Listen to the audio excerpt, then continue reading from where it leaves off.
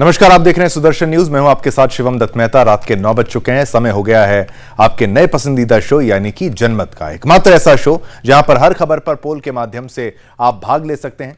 Social media platform x से, जो पहले ट्विटर था, वहां आप वोट कर सकते हैं। हर खबर पर आपकी राय हम दिखाते हैं आपको, और आज हम जिन विषयों पर चर्चा करेंगे उन पर भी जल्दी से एक नजर डाल लेते हैं। वो सारे विषय आपकी टीवी स्क्रीन पर भी आएंगे आपके फेवरेट शो यानी कि जनमत में। चलिए, तो आज जनमत में कौन से मुद्दे हैं, वोटिंग प्रतिशत की बात करेंगे और उसका विश्लेषण किया जाएगा कि पहले चुनाव में जो पहला फेज है, दूसरा फेज, तीसरा फेज, सभी के वोटिंग प्रतिशत की एक तुलना की जाएगी, विस्तार से समझाया जाएगा।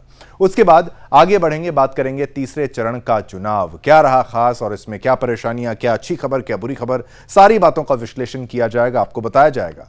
उसके बाद आगे बढ़ेंगे, फिर बात करेंगे बंगाल में हिंसा की, कैसे हिंसा हुई, क्यों हुई और चुनाव में बार बार ऐसा क्यों हो रहा है बंगाल में, यह भी आपको बताने का प्रयास करेंगे। उसके बाद आगे बढ़ेंगे और बताएंगे कि विपक्ष का ईवीएम पर फिर से सवाल, लगातार ईवीएम पर विपक्ष सवाल आखिर उठा रहा है, तो क्यों उठा रहा है, ऐसा करने की उसको आवश्यकता आखिर क्यों पड़ती है।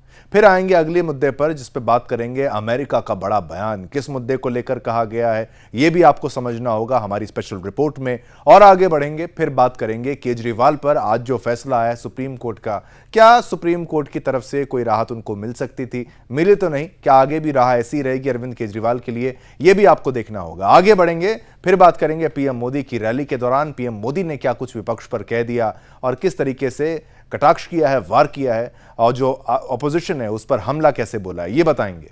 इसके बाद आगे बढ़ेंगे, आरक्षण पर संग्राम मच चुका है। लालू यादव के मुसलमानों को मिलना चाहिए आरक्षण पूरा, ये कहने पर अब एक नया विवाद छिड़ चुका है। उसके बाद आगे बढ़ेंगे और बात करेंगे रूस का एक ही राजा है। जी हां, रूस पे अगर किसी का राज था है और रहेगा, ऐसा लगता है, प्रतीत होता है, तो वो है व्लादिमीर पुतिन, और ये फिर से इन्होंने शपथ ले ली। इस पर भी स्पेशल रिपोर्ट के माध्यम से आपको समझाएंगे कि कौन है पुतिन।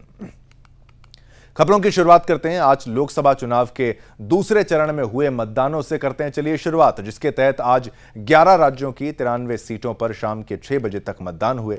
वहीं इस चरण में आज कई महत्वपूर्ण सीटों पर भी मतदान डाले गए, जिनमें अमित शाह की गांधीनगर वाली सीट है, डिंपल यादव की मैनपुरी सीट, सुप्रिया सुले की बारामती सीट, दिग्विजय सिंह की राजगढ़ लोकसभा सीट, ज्योतिरादित्य सिंधिया की गुना और शिवराज सिंह चौहान विदिशा लोकसभा सीट पर आज शाम 6 बजे तक मतदान हुए। वहीं अगर आज 5 बजे तक आए आंकड़ों की माने तो आज सभी 11 राज्यों में 60.19% मतदान हुए, जहां कर्नाटक में 66.05%, गोवा में 72.52%, महाराष्ट्र में 53.40%, कम आंकड़ा महाराष्ट्र में देखने को मिला। बिहार में बात करें तो बिहार में 56.01%, लगभग 56%, मध्य प्रदेश में 62% लगभग यहां पर वोटिंग हुई है, और बंगाल में 5 बजे तक 73.93 या आप कह लीजिए 74% तक यहां पर सबसे ज्यादा मतदान डाला गया है पश्चिम बंगाल में। इसके साथ ही उत्तर प्रदेश में 55.13 यानी कहिए 55%, गुजरात में भी लगभग 55%, छत्तीसगढ़ में भी 66% मतदान 66 से 67% डाला गया है, और असम में 5 बजे तक 74%, यहां पर आप समझिए अच्छी वोटिंग कह सकते हैं, हुई है। उम्मीद है आपने भी लोकतंत्र के इस महापर्व में हिस्सा लेते हुए अपने मताधिकार का प्रयोग किया होगा, जिसके बारे में हमने आपसे हमारे पोल के माध्यम से सवाल भी पूछा है। तो आज हमने इस पूरी खबर को आपको बताया, वोटिंग परसेंटेज भी बताई। पहले जो आंकड़ा था वो सुस्त था फर्स्ट फेज में, दूसरे में थोड़ी तेजी देखने को मिली, और अब भी थोड़ा मिक्स्ड ही रिएक्शन मिला। लेकिन सवाल आपसे, क्या आपने भी दिया अपना कीमती वोट? देखिए 22% लोग कह रहे हैं कि नहीं, हमने नहीं दिया अपना कीमती वोट। तो आखिर आपने ऐसा क्यों किया? ये बिल्कुल गलत है, ऐसा मत करिए। 78% 78% लोग कह रहे हैं कि हाँ, हमने अपना कीमती वोट डाला है, हमने अपने मताधिकार का प्रयोग किया है, जो हमारी जिम्मेदारी थी हमने उसको निभाया। तो पुनः अनुरोध करूंगा, बाकी जगहों पर जहां पर वोटिंग अभी बाकी है और भी चरण के चुनाव बाकी हैं, अपने वोटिंग का हक जाने मत दीजिए, वोट जरूर करिएगा। अगली ये जो खबर है ये भी चुनाव से जुड़ी है, जहां आज अमित शाह की गांधीनगर सीट पूरे दिन चर्चा में रही, जहां से स्वयं प्रधानमंत्री नरेंद्र मोदी वोटर हैं। वहीं इस दौरान प्रधानमंत्री नरेंद्र मोदी ने न सिर्फ वोट दिया बल्कि वहां मौजूद लोगों का अभिवादन भी किया। इस दौरान पीएम का बच्चों से मिलना और अपनी उंगली दिखाकर लोगों को मतदान के लिए प्रेरित करने जैसी तस्वीरें आज पूरे दिन सुर्खियों में बनी रहीं। तो आइए हम भी आपको ये कुछ विशेष तस्वीरें दिखाते हैं। आज तीसरे चरण के चुनाव में वो सीटें भी सुर्खियां में रही जहां आज प्रधानमंत्री नरेंद्र मोदी और गृह मंत्री अमित शाह के साथ साथ मल्लिकार्जुन खड़गे, विजय रूपाणी और शिवराज सिंह चौहान जैसे बड़े चेहरों ने भी वोटिंग की। लेकिन ये तस्वीरें आप सबसे पहले पीएम मोदी की देखिए। मतदान केंद्र पहुंचे हैं प्रधानमंत्री मोदी। प्रधानमंत्री नरेंद्र मोदी ने यहाँ पर मतदान किया है और मतदान के बाद अपनी जो इंक है, फिंगर पर लगी, उंगली पर लगी जो इंक होती है कि भाई आपने वोट डाला है, उसको दिखाते हुए, गर्व से दिखाते हुए कि मैंने अपने मताधिकार का प्रयोग किया है, आप भी प्रयोग करें।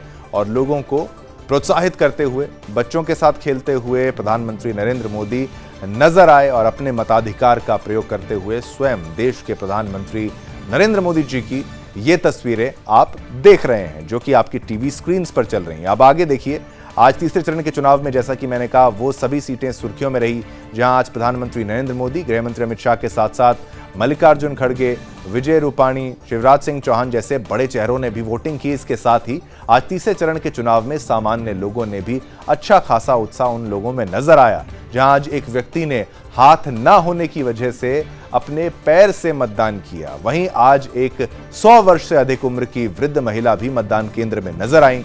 इसके साथ ही आज मतदान करने आई एक दिव्यांग बच्ची से पीएम मोदी का मिलना भी चर्चा का विषय रहा।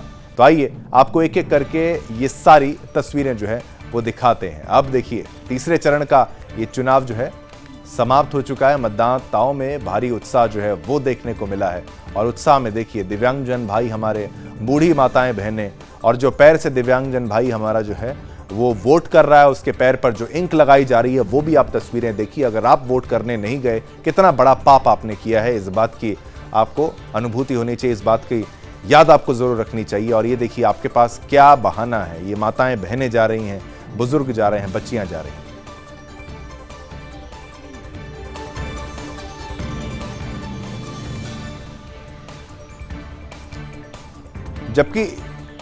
जबकि इलेक्शन कमिश्नर की तरफ से यह भी कहा गया था कि जो लोग दिव्यांगजन भाई हैं हमारे, जिनको कोई परेशानी है, वो घर से भी अगर वोट डालने की प्रक्रिया, उनके लिए मदद उनकी की जाएगी, प्रावधान रखा जाएगा। लेकिन ये बढ़ चढ़कर यहाँ पर आ रहे हैं, कोई बहाना नहीं बना रहे हैं, क्योंकि ये समझते हैं कि वोट का महत्व कितना है और वोट की शक्ति कितनी है।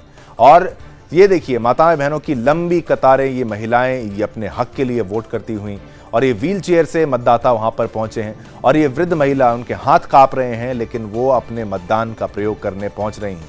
और दिव्यांग बच्ची से पीएम मोदी की ये मुलाकात आपने देखी, ये इस बात को दर्शाता है कि वोटरों का सम्मान, देश की जनता का सम्मान सबसे ज्यादा। और मतदान के सामने नृत्य करती हुई ये माताएं बहनें भी नजर आई हैं। ये वोट जो होता है, ये जो मतदान होता है, ये किसी त्योहार से कम नहीं है, किसी पर्व से कम नहीं है। और इसका महत्व जो समझता है वो समझता है कि देश का जो बागडोर है, देश का जो राज है, राज जो है वो केवल और केवल जनता के हाथ में है और जनता के हाथ में ही रहेगा। लेकिन अगर जनता वोट नहीं डालने जाएगी, फिर आरोप किस पे लगाया जाएगा। तो मतदान का प्रतिशत कम ज्यादा तो अलग बात है, लेकिन अपने मताधिकार का प्रयोग करना सबसे महत्वपूर्ण विषय है। और ये तस्वीरें, अगर आपने वोट नहीं डाला है या फिर आगे आने वाले समय में आपको वोट डालना है, आप छुट्टी का सोच रहे हैं, तो मत लीजिएगा। इन तस्वीरों को देख के याद रखिएगा।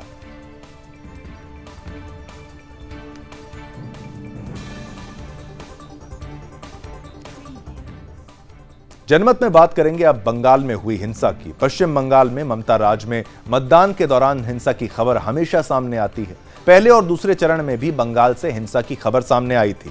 वहीं आज भी तीसरे चरण के मतदान के दौरान बंगाल के मुर्शिदाबाद और जंगीपुर क्षेत्रों से हिंसा, मतदाताओं को डराने धमकाने और बीजेपी और कांग्रेस पार्टी के उम्मीदवारों के साथ मारपीट की खबरें सामने आई है। जहां मतदान केंद्र में टीएमसी बूथ अध्यक्ष की भाजपा उम्मीदवार धनंजय घोष से झड़प भी हुई थी। क्या है पूरी खबर, पूरे मामले को विस्तार से समझिए हमारी स्पेशल रिपोर्ट के माध्यम से और मामले की गंभीरता को समझिएगा।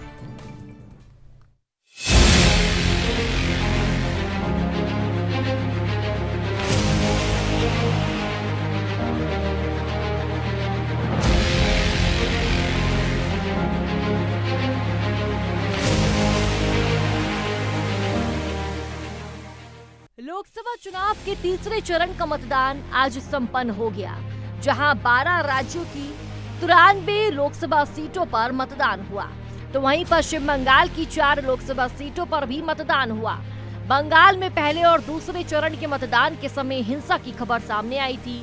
तो वहीं आज भी तीसरे चरण के मतदान में बंगाल से हिंसा की खबरें सामने आई, जहां बीजेपी और कांग्रेस उम्मीदवारों और मतदाताओं ने मतदान की शुरुआत होने के कुछ घंटे बाद ही चुनावी हिंसा, मतदाताओं को धमकी देना और पोलिंग एजेंटों पर हमले को लेकर अलग अलग शिकायतें दर्ज कराई थी। निर्वाचन आयोग को लगभग 200 से अधिक शिकायतें मिली है, जिनमें सबसे ज्यादा हिंसा की शिकायतें मुर्शिदाबाद और जंगीपुर संसदीय क्षेत्रों से थी, जहां मुर्शिदाबाद के सीपीआई उम्मीदवार मोहम्मद सलीम ने टीएमसी पर लोगों को डराने धमकाने का आरोप लगाया और कहा कि मतदाताओं को रोका और धमकाया जा रहा है।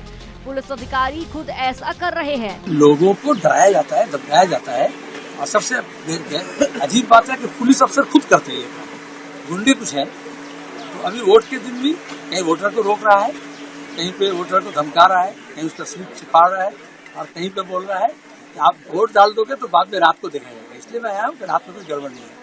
तो वहीं दूसरी तरफ मुर्शिदाबाद की जंगीपुर में मतदान केंद्र पर टीएमसी बूथ अध्यक्ष की भाजपा उम्मीदवार धनंजय घोष से झड़प हुई थी।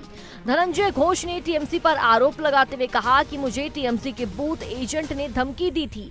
अगर किसी उम्मीदवार के साथ ऐसा व्यवहार किया जाएगा तो आम लोगों के साथ क्या हो रहा होगा, इसकी शिकायत चुनाव आयोग से करेंगे। प्रार्थी को भाजपा हम प्रत्याशी हूँ, उसको टीएमसी ब्लॉक सभापति डायरेक्ट ठेठ कर रहा है बूथ एजेंट पोलिंग एजेंट का जगह में, जो वोट केंद्र हो उस जगह में। आप सोच सकते हैं एक प्रत्याशी को जैसे ऐसा व्यवहार कर सकता है तो जनगण का क्या कर सकते हैं। इतना ही नहीं, बंगाल की मुर्शिदाबाद में एक कांग्रेस नेता के घर पर देसी बम भी फेंका गया था, जिससे कांग्रेस ने अपने नेता के घर पर हुए हमले के पीछे बंगाल की सत्तारूढ़ पार्टी तृणमूल कांग्रेस के कार्यकर्ताओं का हाथ बताया है। बंगाल में लगातार मतदान के दौरान हिंसा, मतदाताओं को डराने धमकाने पर सवाल उठता है कि क्या बंगाल की ममता सरकार मतदाताओं और उम्मीदवारों को डरा धमका रही है? क्या ममता सरकार चुनाव जीतने के लिए मतदाताओं, पोलिंग एजेंटों और पार्टी के उम्मीदवारों को निशाना बना रही है? इन सभी सवालों पर क्या निष्कर्ष निकलता है, ये तो आने वाला वक्त ही बताएगा। Bureau report, Sudarshan news.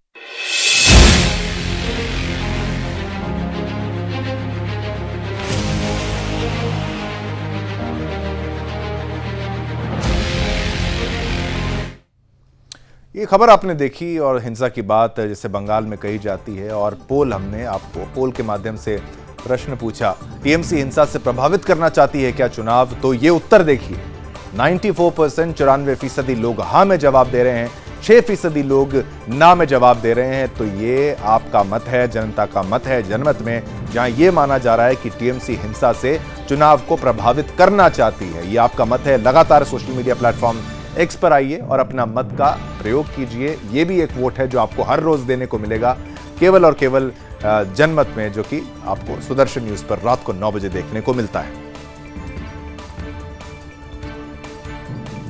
जनमत में अब बात करेंगे मतदान प्रतिशत के आंकड़ों पर उठाए गए सवालों की, जहां कांग्रेस अध्यक्ष मल्लिकार्जुन खड़गे ने इंडी गठबंधन के नेताओं को पत्र लिखा और चुनाव आयोग द्वारा जारी किए गए मतदान के आंकड़ों पर सवाल उठाए, साथ ही धांधली का आरोप भी लगाया है। पत्र में खड़गे ने विपक्षी गठबंधन के नेताओं से अपील की कि वे ऐसी धांधलियों के खिलाफ आवाज उठाएं।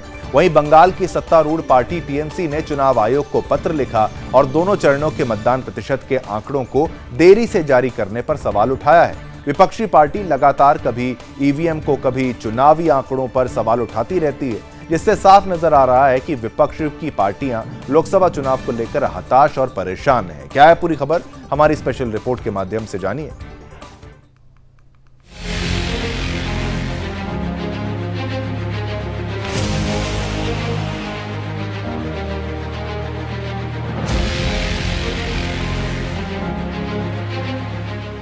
देश भर में आज 12 राज्यों में तीसरे चरण का मतदान हुआ, लेकिन मतदान से पहले ही कांग्रेस को अपनी हार नजर आ रही है, जिससे कांग्रेस हताश और परेशान है। इसी परेशानी में कांग्रेस लगातार ईवीएम का रोना रो रही है, लगातार चुनाव आयोग से शिकायत कर रही है, जहां सुप्रीम कोर्ट ने भी बड़ा फैसला सुनाते हुए कहा था कि बैलेट पेपर का दौर वापस नहीं आएगा।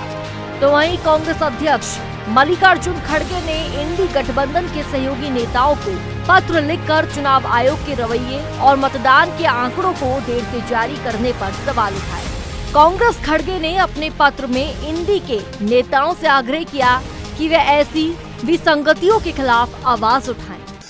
हमारे को तो कर्नाटक में बहुमत आएगा, ऐसी आज रिपोर्ट मुझे हमारे कांग्रेस प्रेसिडेंट शिव कुमार ने दिया और दूसरे लोगों ने भी ये कहा कि हैदराबाद कर्नाटक, बॉम्बे कर्नाटक में और जो साउथ कर्नाटका है वहां पर भी अच्छी स्थिति है। अब बेंगलुरु में वो लोग देख रहे हैं कि वहां की स्थिति जरा टफ हो गई थी, लेकिन अब जो हमको डाटा फाइनल मिलेगा तब पूरा मालूम होगा। मोदी जी डाटा नहीं दे रहे।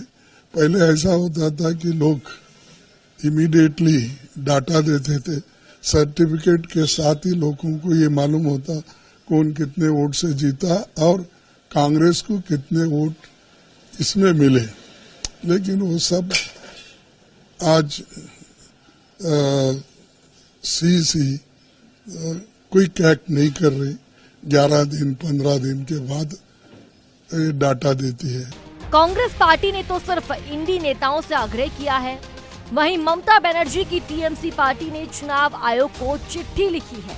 टीएमसी ने अपनी चिट्ठी में लिखा कि चुनाव आयोग लोकसभा 2024 के आगामी आम चुनावों के चरण 1 और 2 के लिए डाले गए वोटों के संसदीय क्षेत्रवार सटीक आंकड़े तत्काल रूप से जारी करे। साथ ही यह भी बताए कि मतदान रिपोर्ट जारी करने में इतनी देर क्यों, चुनावी आंकड़े को देरी से जारी करने का क्या कारण था, इस बात का भी स्पष्टीकरण दे। बता दें कि चुनाव आयोग ने 2 चरणों में हुई वोटिंग के मतदान प्रतिशत की जानकारी देरी से जारी की थी। आयोग ने जानकारी देते हुए बताया कि लोकसभा चुनाव के पहले चरण में 66.14% वोटिंग हुई थी और दूसरे चरण में 66.71% वोटिंग हुई थी। देरी से वोटिंग प्रतिशत आंकड़े जारी करने पर कांग्रेस, टीएमसी और सीपीएम पार्टी चुनाव आयोग से जवाब मांग रही है। Bureau report, Sudarshan news.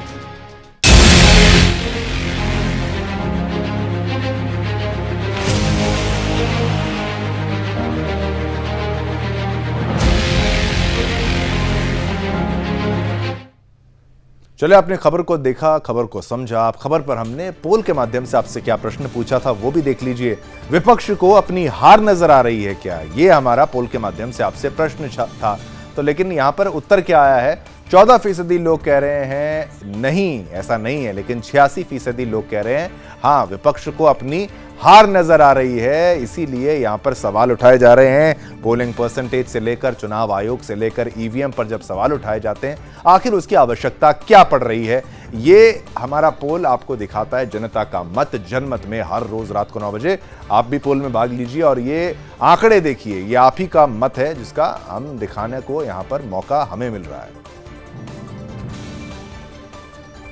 आगे बढ़ते हैं, अब बात करेंगे जेल से सरकार चला रहे दिल्ली के मुख्यमंत्री अरविंद केजरीवाल की।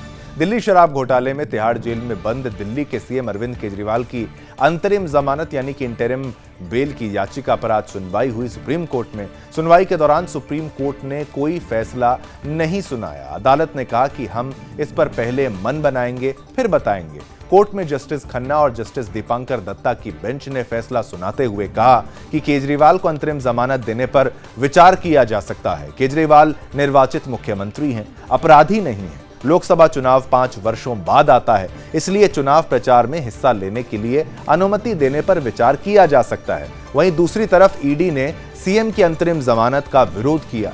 एजेंसी की ओर से एसवी राजू ने अदालत को बताया कि 176 फोन नष्ट कर दिए गए थे, हवाला ऑपरेटरों को नकदी भेजी गई थी, साथ ही 100 करोड़ रुपए के नगद लेन देन को हवाला रूट से ट्रांसफर किया गया था और अन्य राज्यों में खर्च किया गया था। वहीं सॉलिसिटर जनरल तुषार मेहता ने केजरीवाल को अंतरिम जमानत का विरोध करते हुए कहा कि अगर इस मामले में केजरीवाल को राहत दी जाती है तो ये मामला मिसाल बनेगा। एक राजनेता होने के कारण इन्हें रिहा करना सही मिसाल नहीं है। दोनों पक्षों की दलीलें सुनने के बाद कोर्ट ने अभी कोई फैसला नहीं सुनाया। अब सीएम अरविंद केजरीवाल की अंतरिम जमानत याचिका पर 9 मई को सुनवाई होगी और फिर पता लगेगा। सीएम केजरीवाल को नहीं मिली अंतरिम जमानत और अंतरिम जमानत पर 9 मई को 2 दिन बाद आप सोचिए फिर से एक सुनवाई होगी और कोर्ट ने कहा है जमानत का विरोध पहले बनाएंगे मन फिर बताएंगे, सुप्रीम कोर्ट कह रहा है।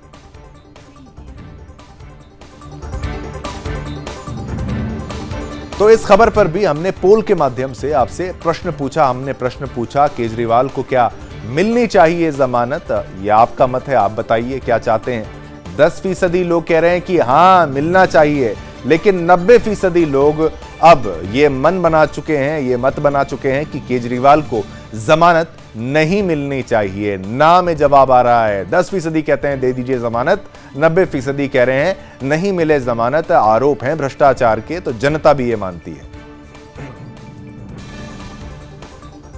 तो आपसे मैं वही कहूंगा कि जनता का जो मत है जनमत में वही दिखाया जाता है और आपको ये मौका है जहां पर आप वोट करते हैं और अपने मत को दिखाते हैं। लोकसभा चुनाव के आज के तीसरे चरण में प्रधानमंत्री नरेंद्र मोदी के मतदान के साथ साथ उनकी आज रैलियां भी सुर्खियों में रहीं, जिनमें आज प्रधानमंत्री ने भरे मंच से कांग्रेस पर ओबीसी का हक छीनने का संगीन आरोप लगाया। मध्य प्रदेश के खरगोन में एक जनसभा को संबोधित करते हुए पीएम मोदी ने कहा कि कर्नाटक में कांग्रेस सरकार है, उन्होंने रातों रात सरकारी हुक्म निकाला, उन्होंने ऐसा कानून निकाला कि कर्नाटक में जितने मुसलमान हैं उन्हें ओबीसी बना दिया और अब इसी मॉडल को कांग्रेस पूरे देश में लागू करना चाहती है। आपको बता दें आज प्रधानमंत्री नरेंद्र मोदी ने मध्य प्रदेश के साथ साथ महाराष्ट्र के बीड़ और अहमदनगर में भी अपनी रैलियां की। इस दौरान उन्होंने कांग्रेस पर और कौन कौन से हमले बोले, आइए आपको सारी बातें सुनाते हैं। साथियों, 26/11 के मुंबई आतंकी हमले को लेकर महाराष्ट्र में कांग्रेस के नेता का बयान तो बहुत खतरनाक है। ये कांग्रेसी मिलकर अब आतंकी कसाब का पक्ष ले रहे हैं। कांग्रेस के समय विदेश राज्य मंत्री रहे और परिवार के करीबी ने भी कसाब को निर्दोष बता दिया है। ये मुंबई हमले में मारे गए सभी निर्दोष नागरिकों का अपमान है। ये मुंबई हमले में सभी आतंकियों को मार गिराने वाले सभी सुरक्षा बलों का अपमान है। ये शहीद तुकाराम आमले जैसे उन शहीदों का अपमान है। देश को किस तरफ ले जाना चाहती है कांग्रेस? तुष्टीकरण के लिए कांग्रेस हर रोज और ज्यादा नीचे गिरती चली जा रही है। आज तीसरे फेज का मतदान खत्म होने पर है और साथ ही इंडी अघाड़ी की उम्मीदें भी खत्म हो गई है। पहले चरण में इंडी अघाड़ी पस्त हुआ, दूसरे में ध्वस्त हुआ और आज तीसरे चरण में इंडी अघाड़ी का कहीं कोई छोटा मोटा दिया अगर जल रहा था वो भी बुझ गया है। हार की हताशा में आजकल कांग्रेस और इंडी गठबंधन के लोग एक नई अफवाह उड़ा रहे हैं। ये कहते हैं कि मोदी को 400 सीटें मिल गई तो वो संविधान बदल देगा। ऐसा झूठ चलाते हैं ना। ऐसा लगता है जैसे कांग्रेस वालों की बुद्धि पर वोट बैंक का ताला पड़ गया है, वोट बैंक का ताला पड़ गया है।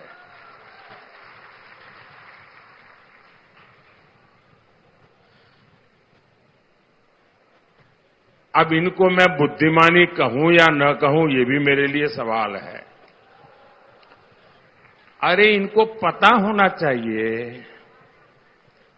2019 से 2024 ये जो 5 साल मैंने सरकार चलाई ना, और 2019 में जो आपने वोट दिया था, 2019 से 2024 मोदी के पास एनडीए प्लस के रूप में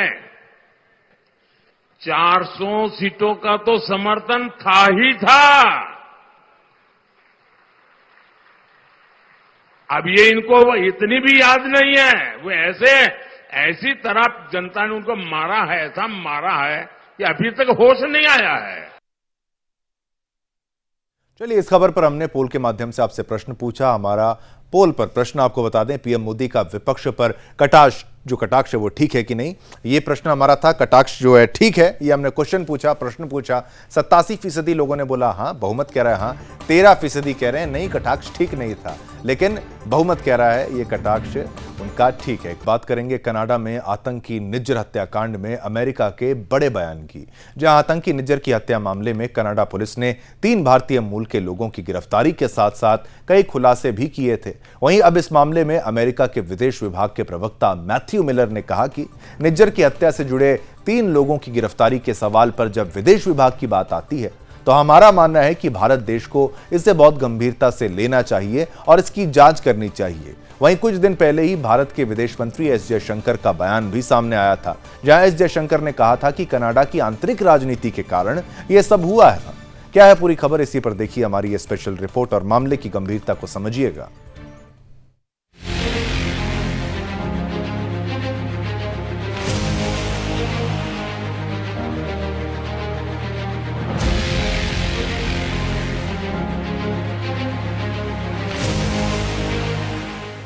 कनाडा में हुए खालिस्तानी आतंकी हरदीप सिंह निज्जर के हत्या मामला लगातार तूल पकड़ता जा रहा है, जहां कनाडा पुलिस ने इस हत्या मामले में करणप्रीत सिंह, कमलप्रीत सिंह और करण बराड नामक 3 भारतीय नागरिकों को गिरफ्तार किया था, जिन पर आरोप है कि जिस दिन निज्जर की ब्रिटिश कोलंबिया के गुरुद्वारे के बाहर हत्या की गई थी, उस दौरान इन लोगों ने शूटर और वाहन चालक आदि का काम किया था। साथ ही ये भी दावा किया जा रहा है कि इन्होंने छात्र वीजा पर कनाडा में प्रवेश किया था, जिससे कनाडा पुलिस आरोप लगा रही है कि इन्होंने भारतीय खुफिया विभाग के निर्देश पर निज्जर को गोली मारी थी। आतंकी निज्जर की हत्या के बाद अब अमेरिका का बड़ा बयान सामने आया है, जहां अमेरिकी विदेश विभाग के प्रवक्ता मैथ्यू मिलर ने प्रेस कॉन्फ्रेंसिंग के दौरान कहा कि निज्जर की हत्या से जुड़े 3 लोगों की गिरफ्तारी के सवाल पर जब विदेश विभाग की बात आती है तो हमारा मानना है कि भारत देश को इसे बहुत गंभीरता से लेना चाहिए और इसकी जांच करनी चाहिए। साथ ही प्रवक्ता मिलर ने कहा,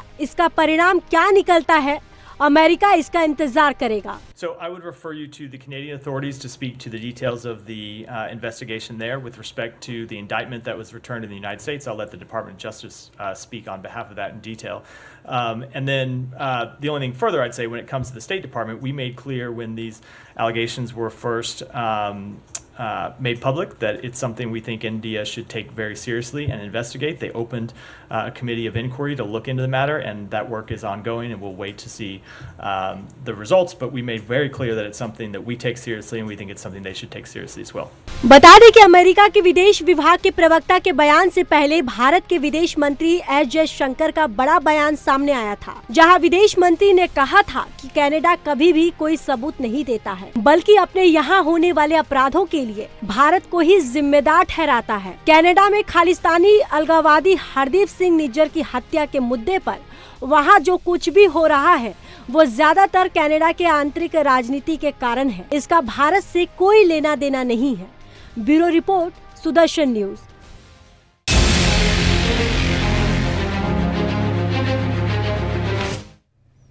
चलिए, हमने पोल के माध्यम से आपसे इस खबर पर भी प्रश्न पूछा। हमारा प्रश्न था कि निज्जर हत्याकांड में भारत को करनी चाहिए गंभीरता से जांच। तो देखिए, ये पोल के परिणाम विचित्र तो हैं, लेकिन ये सच्चाई को दिखाते हैं कि जनता क्या सोचती है। लगभग 50%, 49% लोग कहते हैं कि नहीं करनी चाहिए, 51% कह रहे हैं कि हाँ जांच करनी चाहिए। तो मिला जुला पोल का रिएक्शन, आपका मत, जनता का मत, जनमत में। अब बात करेंगे लोकसभा चुनाव के बीच लालू का मुस्लिम आरक्षण कार्ड की। जी हां, देश भर में आज तीसरे चरण के लिए वोट डाले गए। बिहार में भी तीसरे चरण में 5 सीटों पर वोटिंग हुई, लेकिन इस बीच आरजेडी सुप्रीमो लालू प्रसाद यादव ने मुस्लिम आरक्षण को लेकर बयान दे दिया, जिसके बाद हंगामा बरपा हुआ है। लालू प्रसाद ने वोटिंग के बीच पूरे मुस्लिम समुदाय को आरक्षण देने की बात कहकर चुनावी माहौल को अपने पक्ष में करने की कोशिश की। उन्होंने स्पष्ट शब्दों में कहा कि वोट हमारे तरफ जा रहा है, बीजेपी वाले डर गए हैं, लोगों को सिर्फ भड़का रहे हैं। बीजेपी वाले संविधान को खत्म करना चाहते हैं। जनता समझ गई है बीजेपी को। मुसलमानों को पूरा आरक्षण तो मिलना ही चाहिए। हालांकि राजनीतिक बयानबाजी तेज होता देख लालू यादव ने अपने बयान पर सफाई देते हुए डैमेज कंट्रोल करने की कोशिश की। क्या है पूरी खबर, इसी पर देखिए हमारी ये स्पेशल रिपोर्ट।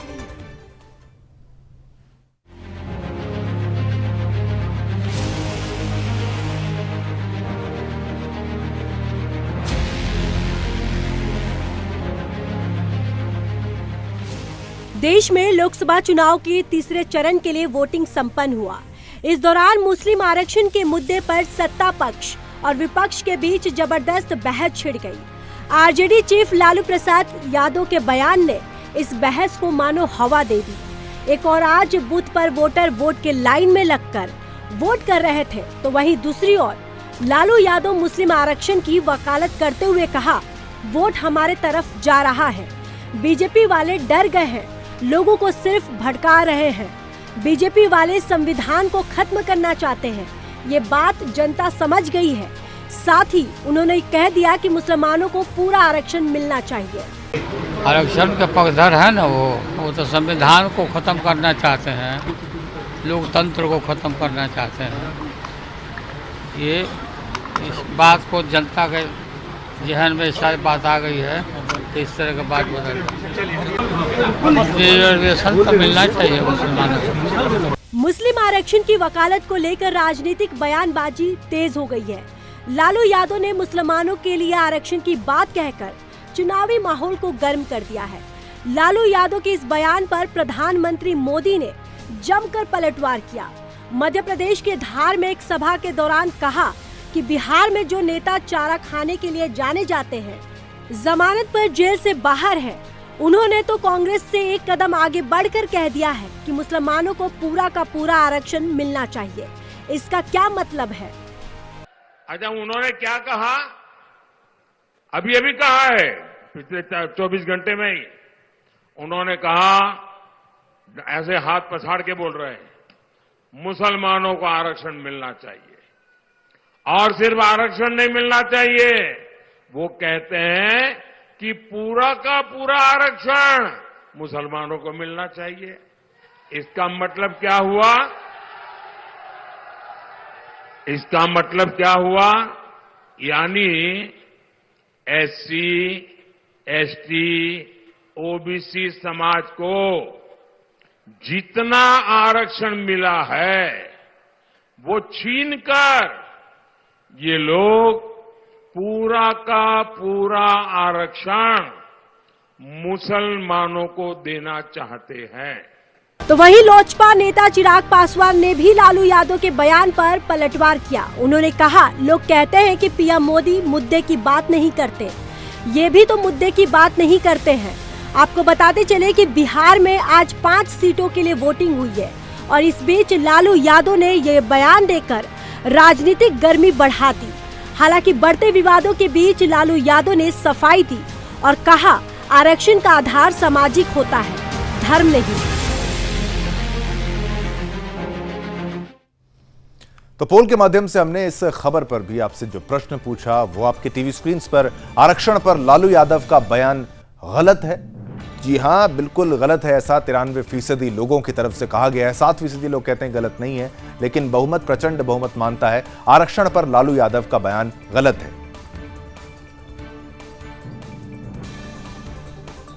आगे बढ़ेंगे, जनमत के मुख्य मुद्दे की बात आज करेंगे, मुख्य खबर की भी बात करेंगे। जनमत में अब बात करेंगे हिंदुस्तान के पक्के दोस्त यानी रूस की। रूस में आज व्लादिमीर पुतिन ने 5वीं बार, जी हां 5वीं बार रूस के राष्ट्रपति पद की शपथ ली। रूस की राजधानी मॉस्को में स्थित राष्ट्रपति कार्यालय क्रेमलिन में एक भव्य समारोह में शपथ लेकर राष्ट्रपति पुतिन ने अपने 5वें कार्यकाल की शुरुआत की।